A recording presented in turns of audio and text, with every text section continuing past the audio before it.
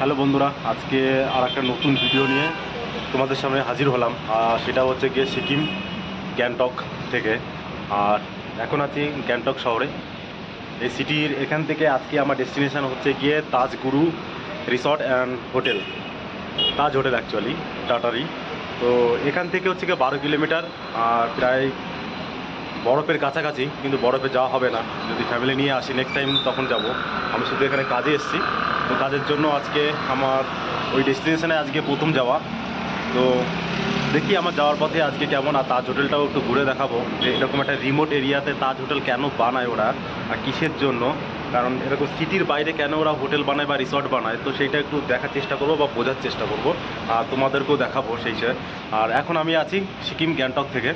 তো চলো বন্ধু, আজকে আমার যাত্রাটা শুরু হোক, আর আমার ভিডিওর সঙ্গে পুরোটা থাকবে।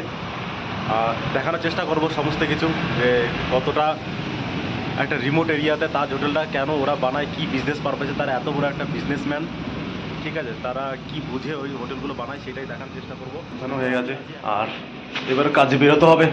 অলরেডি 10টা বেজে গেছে, আর এখান থেকে যেতে মোটামুটি কতক্ষণ লাগবে আমার, 45 মিনিট 1 ঘন্টা লাগবে, কারণ পাহাড়ি রাস্তা, সেরকম একটু জোরে গাড়ি চালাতে পারে না।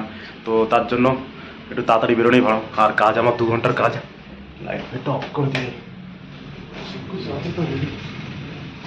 সব কিছু ঠিকঠাক আছে, দরজা বন্ধ, সব কিছু ঠিক আছে।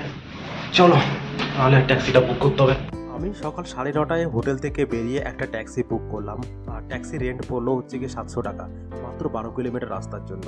আর এখান থেকে তাজগুরু যেতে আমার লাগবে হচ্ছে গিয়ে মাত্র 45 মিনিট। আমি বেরিয়ে পড়লাম গ্যাংটকের লালবাজার বলতে পারো বা এমজি মার্কেট বলতে পারো। এখান থেকে বেরিয়ে মাত্র 45 মিনিট লাগবে।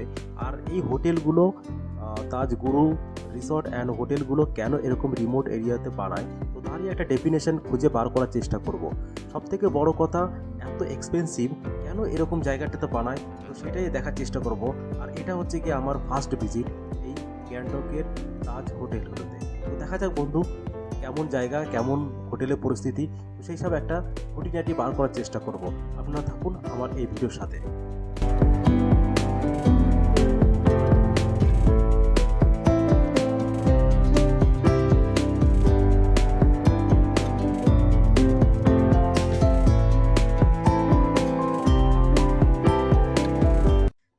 পাহাড়ের এই আঁকাবাঁকা পথ দিয়ে চলতে চলতে পাহাড়ের এই সৌন্দর্য উপভোগ করতে করতে চললাম আমার ডেস্টিনেশনে, সেটা হচ্ছে কি তাজ হোটেল।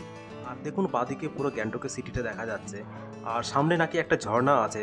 তো পাহাড়ি ঝর্ণাগুলো দেখতে খুবই সুন্দর লাগে। এই একটা নাকি ঝর্ণা, দেখা যাক এই ঝর্ণাটা কত সুন্দর। বাগথাম ওয়াটারফল। यहाँ पे ट्रेडिशनल कपड़ा लगा के फोटो वोटो खींचने का।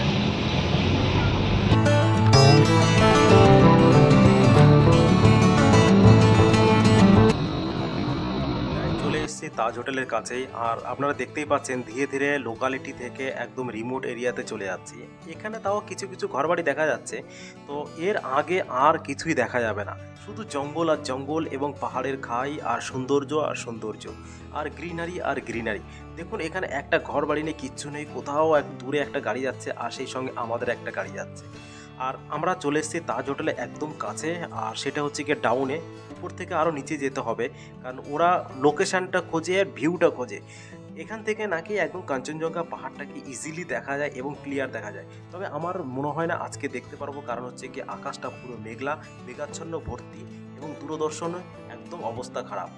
তো চলে এসেছি তাজ হোটেলের কাছে। দেখুন, অনেকটাই নিচে নামতে হচ্ছে। আর এটা হচ্ছে পুরো তাজের একদম ওদের ওদেরই এরিয়া। এই বাঁদিকে একটা ওদের হোটেল আছে, আর সেই সঙ্গে মেন হোটেলটাই হচ্ছে গিয়ে সামনে। তো খুব একটা বড় হয় না উপরের তো, কারণ এদের হচ্ছে গিয়ে খাদে তৈরি করা হয়, পাহাড়ে খাদেগুলোতে। দেখুন হোটেলটা এখান থেকে দেখে মনে হচ্ছে না খুব একটা বড়, ছোট, কিন্তু নিচে যে খাইটা আছে পাহাড়ের, তো পুরো এখান থেকে 10 তলা পুরো 10 ফ্লোর হচ্ছে গিয়ে হোটেলটা। তো দেখা যাক আমি কতটা কভার করতে পারি। এটা হচ্ছে গিয়ে পার্কিং এতে গাড়িটা রেখে ফ্রন্টে চলে এলাম। রিসর্টের একদম সামনেটা এটাই। দেখুন কত সুন্দর প্লেস, কোনো গাড়ি নেই, কিচ্ছু নেই, গেস্টও নেই, কারণ সবে সবে এটা ওপেন হয়েছে, তার জন্য গেস্ট খুব একটা দেখা যাচ্ছে না। তবে কিছু কিছু গেস্ট এখানে আছে, মোটামুটি 40% মতো ক্লাব আছে। আর এটা হচ্ছে গিয়ে রিসর্টের একদম ভেতরটা খুবই খুবই সুন্দর দেখুন, একদম টাইম স্পেন্ড করার মতো, প্রাইভেসিও খুব দারুণ। তো এখানে মনে হচ্ছে যারা আসবে তারা সম্পূর্ণভাবে প্রাইভেসি নিয়ে আসবে, কারণ এখানে নয়েজ ফ্রি সম্পূর্ণভাবে।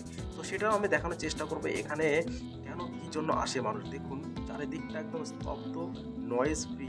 তো যারা শহরে কোলাহলের মধ্যে থাকে তারা এই সব জায়গাটাই খোঁজে, এবং এখান থেকে তাদের যেসব ভিউগুলো দেখতে পাচ্ছেন, এই দিকটা পুরো কাঞ্চনজঙ্ঘা পাহাড়টা একদম ইজিলি দেখা যায়, একদম পরিষ্কার দেখা যায়, কিন্তু আজকে মেঘের জন্য কিছুই দেখা যাচ্ছে না। খুবই সুন্দর একটা জায়গাতে, আর যারা মোটামুটি পয়সাওয়ালা লোক তারা এরকম জায়গায় খোঁজে, কারণ তারা শহরে সব সময় থাকে, শহরে মানুষজনের মধ্যে ভিড়ভাট্টার মধ্যে বিজনেস পারপাসে থাকে। তো এইরকম একটা জায়গায় খোঁজে যেখানে তাকে কেউ ডিস্টার্ব করার থাকবে না, এবং কোনো রকমভাবে গাড়ি ঘোড়ার কোনো বাজে আওয়াজ থাকবে না।